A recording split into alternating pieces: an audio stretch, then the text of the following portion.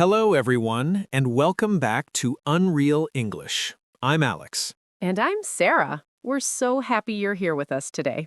On this channel, we help you learn natural, conversational English through real dialogues. If you're new here, welcome. We're so glad you found us. And if you're a returning viewer, thank you for your continued support. You're the reason we keep creating these videos.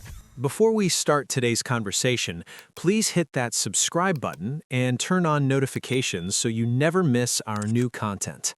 And if you find this video helpful, please give us a thumbs up. It's a small action that makes a huge difference in helping us reach more English learners. Absolutely. Today, we're going to talk about something that's incredibly important for all language learners. We're discussing why you should never give up on learning English. This is such a motivational topic because learning a language is challenging and everyone feels discouraged sometimes, but persistence is the key to success. Exactly. And we're going to share strategies, encouragement, and real talk about the struggles and rewards of learning English. So today, we're going to have an honest conversation about the challenges of learning English, how to overcome them, and why you should keep going even when it's hard. So, Sarah, I've been thinking about our viewers and how hard they're working to learn English. Some of them have been studying for years. I know, and I admire their dedication so much. Learning a language is one of the hardest things you can do. Why do you think it's so difficult? There are so many reasons. English has irregular spelling, confusing grammar rules, tons of exceptions, and idioms that make no logical sense. Don't forget phrasal verbs. Those are a nightmare for learners. Oh my gosh, yes. Why do we say give up, give in, give out, give away, all with completely different meanings? I never thought about how confusing that must be for someone learning English. These little words completely change the meaning. Exactly. And then there's pronunciation. We have words that are spelled the same but pronounced differently, like read and read. Or words that sound the same but are spelled differently, like there, and there. English is honestly a mess, but it's also beautiful and expressive and worth the effort. I agree completely, but let's be real with our viewers. They're probably feeling frustrated right now. What would you say to someone who wants to give up? First, I'd say that feeling frustrated is completely normal. Every single successful English speaker felt that way at some point. Even native speakers get frustrated with English sometimes. Exactly. So if you're struggling, you're not alone, and you're not failing. Struggle is part of the process. That's such an important message. What else would you tell someone who's discouraged? I'd remind them why they started learning English in the first place. What was their motivation? That's a great question. Why do you think most people want to learn English? It depends. Some people need it for work or school. Others want to travel. Some people want to watch movies or read books in English. And some people just love learning languages for the intellectual challenge. Right.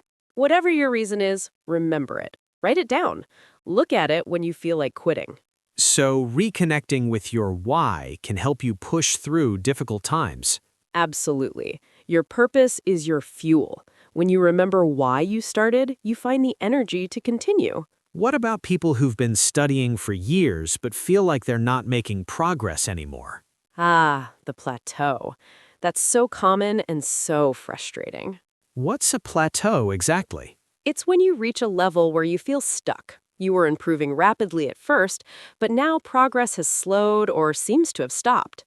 Why does that happen? In the beginning, every new word and grammar rule feels like a huge progress, but as you advance, improvements become more subtle and harder to notice.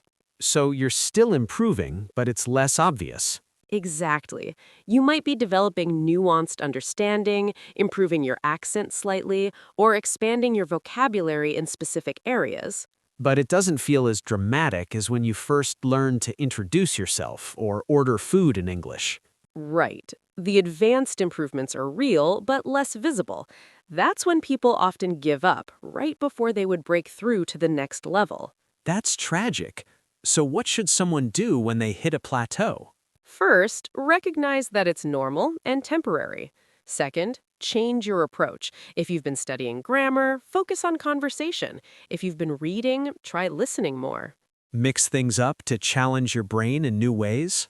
Exactly. Your brain gets used to certain patterns. Changing your method creates new neural pathways. What about people who say, I'm just not good at languages? Is that a real thing? I don't believe that. I think some people find language learning easier than others, but anyone can learn a language with enough time and the right approach. So it's not about talent, it's about method and persistence. Mostly, yes. Children learn languages naturally, which proves humans are built for this. Adults just need to find methods that work for them. What methods have you seen work best? It varies by person, but immersion is incredibly powerful, surrounding yourself with English as much as possible. How can someone create immersion if they don't live in an English-speaking country? Great question. You can create virtual immersion. Watch English TV shows and movies, listen to English podcasts, read English books and articles, think in English. Think in English. How do you do that? Start narrating your day in your head in English. I'm making coffee. I'm walking to the bus stop. I'm tired today. It forces you to practice constantly. That's such a simple but powerful technique. And it's free. You can practice English 24/7 without spending money or waiting for a teacher. What about mistakes? A lot of learners are afraid to make mistakes. That fear holds so many people back. Mistakes are essential for learning Why are mistakes so important? because they show you where the gaps in your knowledge are. Every mistake is information about what you need to practice. So mistakes are actually valuable. Incredibly valuable. Native speakers make mistakes too. The difference is we don't let fear of mistakes stop us from speaking. How can learners become less afraid of making mistakes? Shift your mindset. Instead of seeing mistakes as failures, see them as progress. Every mistake means you're trying, and trying is how you improve. I love that perspective. What about the different skills? Reading, writing, listening, speaking. Should people focus on one at a time? Ideally, you should develop all 4 skills together, but people often have strengths and weaknesses. What do you mean? Some people can read English well, but struggle to speak. Others can understand spoken English, but can't write well. Why does that happen? Because these are actually different skills. Reading is passive. You're decoding what someone else wrote. Speaking is active. You're producing language in real time. So someone might understand English grammar perfectly when reading, but struggle to use it when speaking. Exactly. Speaking requires you to recall vocabulary and construct sentences quickly under pressure. How can people improve their speaking if they don't have anyone to practice with? Talk to yourself. Seriously, it sounds silly, but narrating your activities, having imaginary conversations, or even reading aloud all help. What about listening? That seems to be really hard for a lot of learners. Listening is challenging because native speakers talk fast, use contractions, and don't always enunciate clearly. How can learners improve their listening skills? Start with content designed for learners where people speak slowly and clearly. Gradually work up to native speed content. Should they use subtitles? It depends. English subtitles can help, but try to wean yourself off them eventually. Challenge yourself to understand without reading. What about using subtitles in their native language? That's less helpful for English learning because you're reading in your language instead of processing English. It's better to use English subtitles or none at all. That makes sense. Let's talk about motivation. How can learners stay motivated over months or years of study? Set small, achievable goals. Don't just aim for fluency. That's too vague and far away. What kind of small goals work well? This week, I'll learn 10 new vocabulary words. This month, I'll watch 3 movies in English. Today, I'll have 1 conversation in English. So break the huge goal into tiny, manageable pieces. Exactly. And celebrate each small win. Every step forward deserves recognition.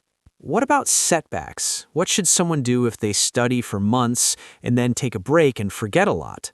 First, don't beat yourself up. Life happens. What matters is that you start again. Will they have to relearn everything? No. This is the beautiful thing about language learning. Even if you feel rusty, the knowledge is still in your brain. It comes back much faster the second time.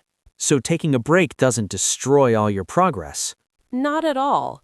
You might need a few weeks to refresh, but you'll quickly return to your previous level and then surpass it. That's really encouraging.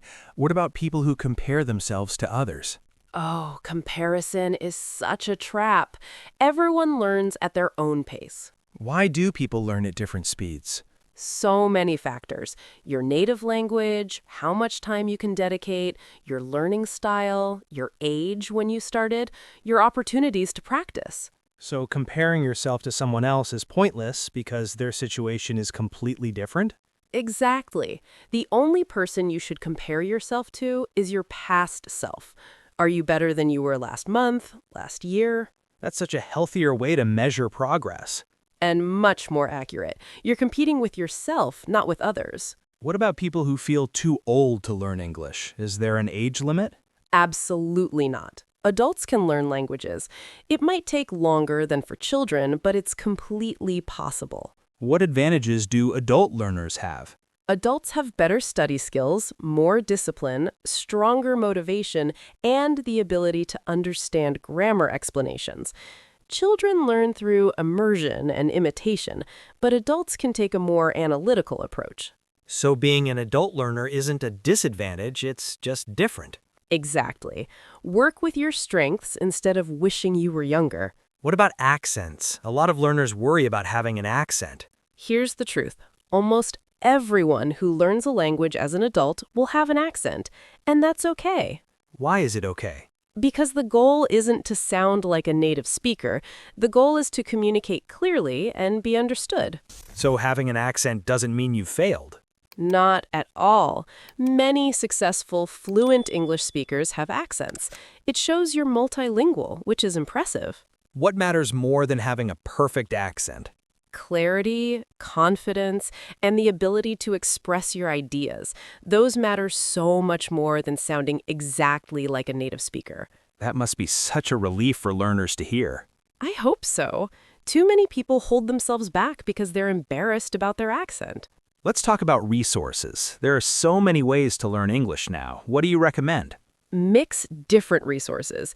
Use apps like Duolingo for daily practice, watch YouTube channels like ours for listening, read books or articles for vocabulary, and find conversation partners for speaking. Is it possible to learn English for free? Absolutely. There are countless free resources online.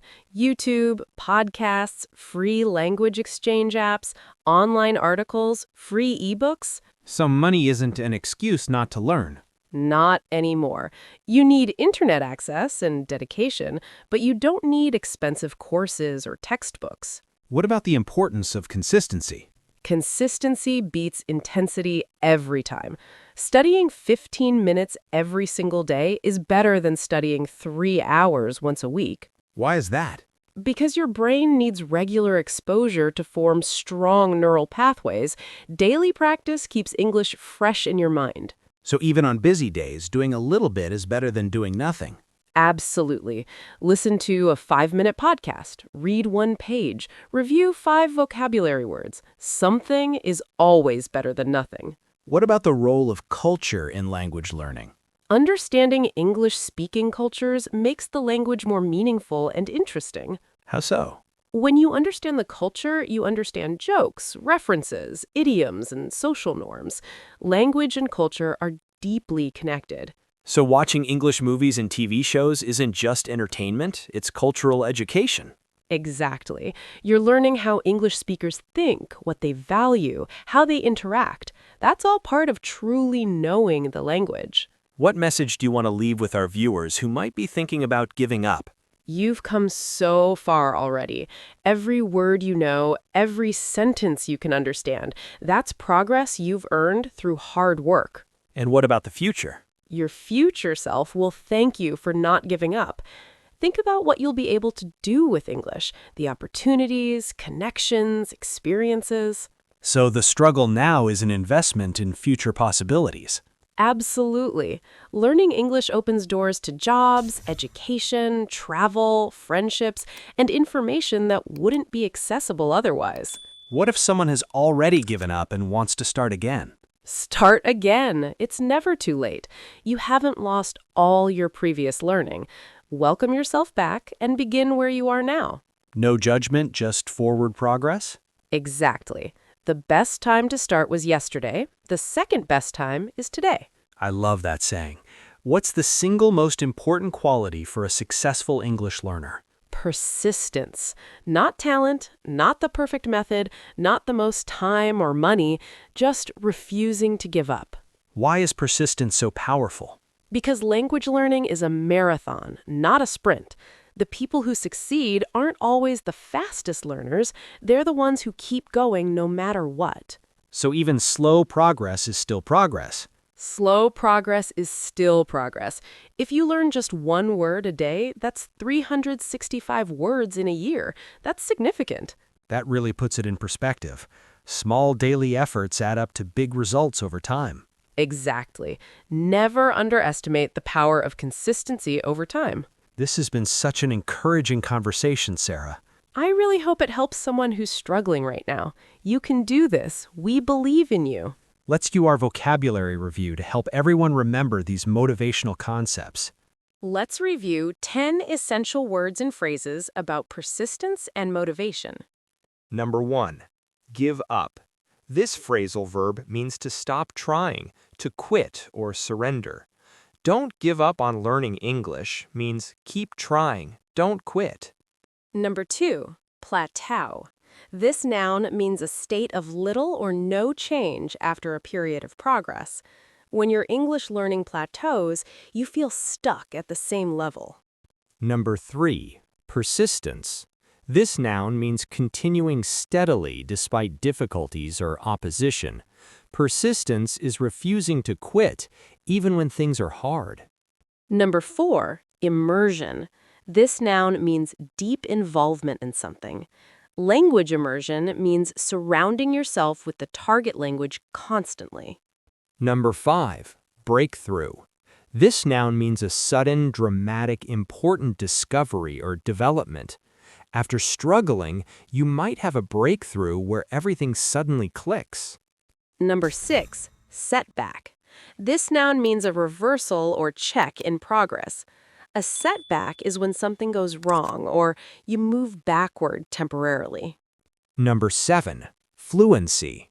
This noun means the ability to speak or write a foreign language easily and accurately. Fluency is the goal most English learners are working toward. Number 8, milestone. This noun means a significant stage or event in development or progress. Reaching your first conversation in English is a milestone worth celebrating. Number 9. Consistency. This noun means the quality of doing something the same way over time. Consistency in studying means regular, reliable practice. Number 10, dedicate. This verb means to devote time, effort, or oneself to a particular task or purpose.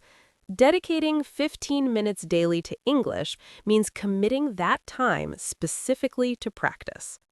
Those are 10 powerful words for talking about learning and perseverance. So, everyone, we've had such a motivating conversation today about never giving up on learning English. I hope this encouraged you to keep going, even when it's difficult. Now we want to hear from you. We have a question. Here's our question. What's your biggest challenge in learning English, and what keeps you motivated to continue? Share in the comments. For example, my biggest challenge is speaking confidently, but I keep going because I want to travel. Or grammar confuses me, but I'm motivated by my career goals. We read every comment, and your stories inspire us and other learners. Don't forget to hit that like button if this conversation motivated you to keep learning. And please subscribe to Unreal English and turn on notifications. We're here to support your English learning journey. Share this video with friends who are learning English and might need encouragement. We're all in this together. Remember, every expert was once a beginner. Every fluent speaker once struggled with the same things you're struggling with now. The difference between someone who speaks English fluently and someone who doesn't is simply that the fluent speaker didn't give up. You have what it takes. You're already doing it. Just keep going, one day at a time, one word at a time. We believe in you. Your English will improve if you don't give up. That's a promise. Keep learning, keep practicing, and never, ever give up. We'll see you in the next video. Goodbye, everyone. Bye, and remember, you're not alone on this journey. We're right here with you, every step of the way.